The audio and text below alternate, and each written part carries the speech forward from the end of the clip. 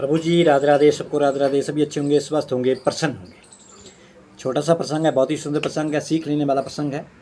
प्रसंग का नाम है कर्मों का फल।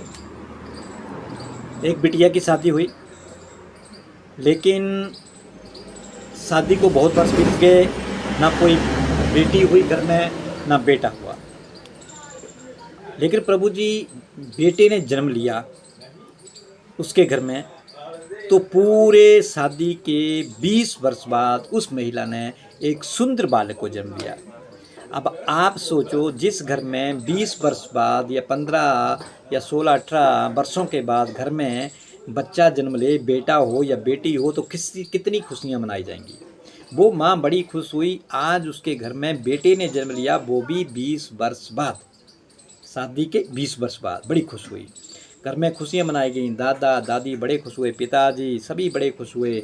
अड़ोस पड़ोस में मिठाइयाँ बांटी गईं, पूजा पाठ हुआ, यज्ञ हुआ, लोगों को भोज करवाया गया, सबको बुलाया गया, बड़ी खुशियाँ मनाई गई। माता आज बहुत खुश है, जिसके घर में आज एक बेटे ने जन्म लिया।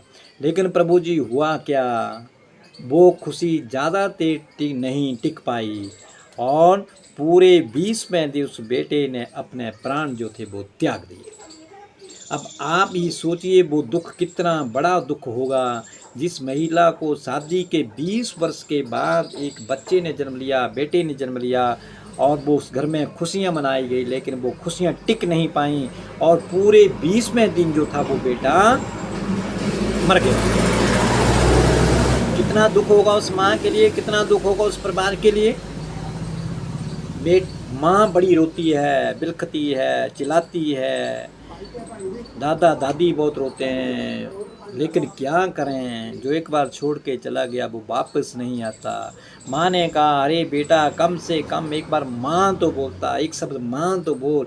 मेरे जो ये कान है ना, माँ शब्द सुनने के लिए तरस गए हैं, तड़प रही है वो माँ आज उस बेटे के लिए।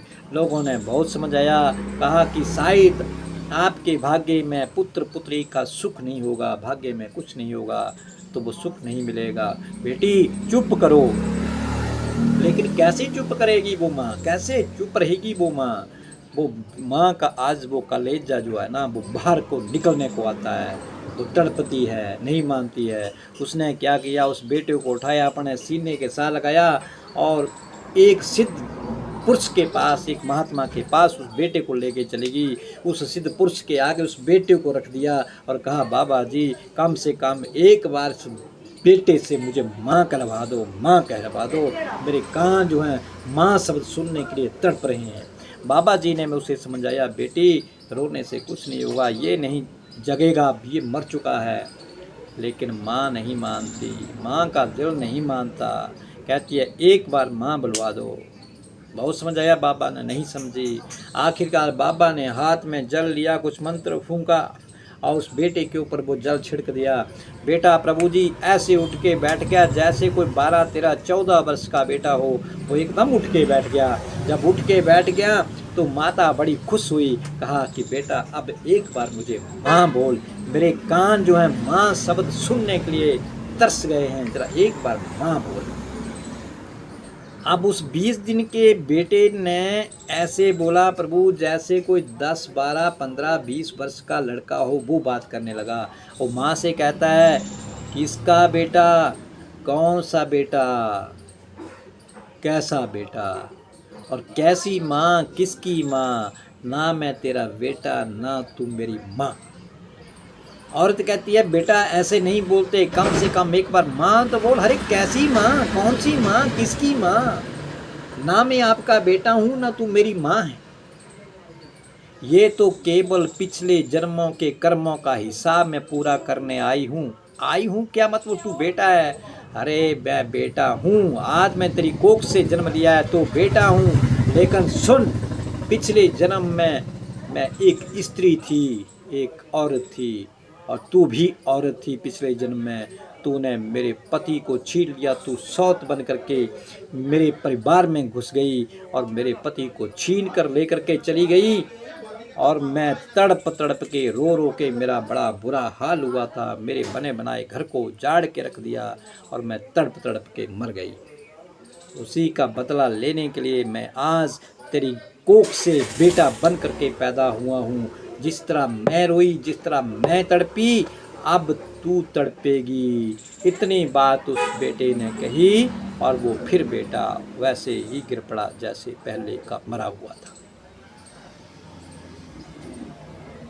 प्रभु जी इसलिए कहते हैं कर्म बेहतर होना चाहिए, कर्म अच्छा होना चाहिए। हम आप लोग सोचते हैं कि किसने देखा है, कौन देखेगा, कैसे भुगतेगा, कौन भुगतेगा। लेकिन प्रभु अगर खेत में बीज डाला है ना तो उसमें अंकुर भी फूटेंगे, पौधा भी बनेगा, उसमें फूल भी लगेंगे, उसमें फल भी लगेंगे।